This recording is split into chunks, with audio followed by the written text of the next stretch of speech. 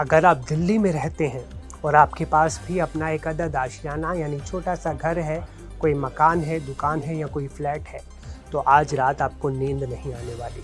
दिल्ली के लाखों लोग इस वक्त एक अनजान डर के साए में हैं, क्योंकि जिस कागज़ को आप अब तक अपने घर की सबसे बड़ी ताकत समझ रहे थे, सरकार की नज़र में अब वो कागज़ सिर्फ रद्दी का एक टुकड़ा बनने जा रहा है। नमस्ते, मैं हूं असीम और आप देख रहे हैं एनडीटीवी इंडिया।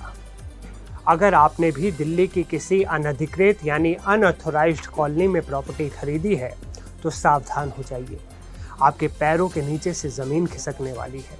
आखिर क्या हुआ है दिल्ली में? चलिए आपको धीरे धीरे पूरी हकीकत बताते हैं। दिल्ली में अब तक जो खेल धड़ल्ले से चल रहा था, उस पर सरकार ने परमानेंट ताला लगा दिया है। दिल्ली की अनधिकृत कॉलोनियों में अब जीपीए यानी जनरल पावर ऑफ अटॉर्नी के आधार पर मकान, दुकान या किसी भी प्रॉपर्टी की रजिस्ट्री नहीं होगी। लेकिन ध्यान दीजिए, इस नए नियम में एक बहुत बड़ा ट्विस्ट है।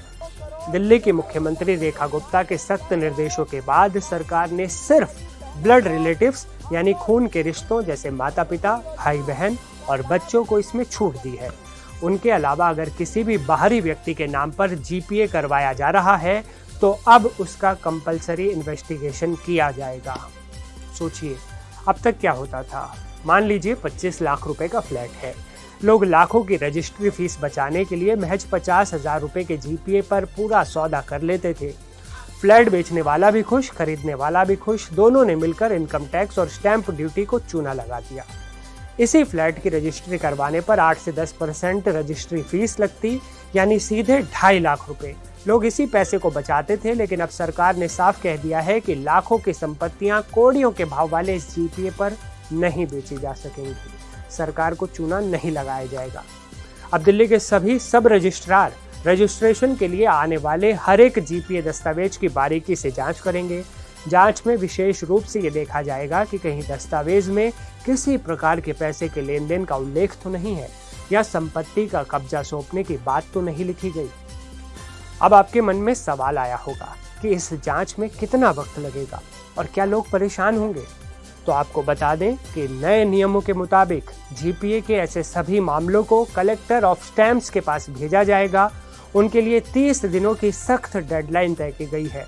उन्हें 30 दिन के अंदर पूरे कारणों के साथ अपना लिखित आदेश जारी करना होगा कि इस प्रॉपर्टी पर कितनी स्टैंप ड्यूटी बनती है, और जब तक आप वो पूरी स्टैंप ड्यूटी नहीं चुकाते तब तक आपकी प्रॉपर्टी रजिस्टर नहीं होगी।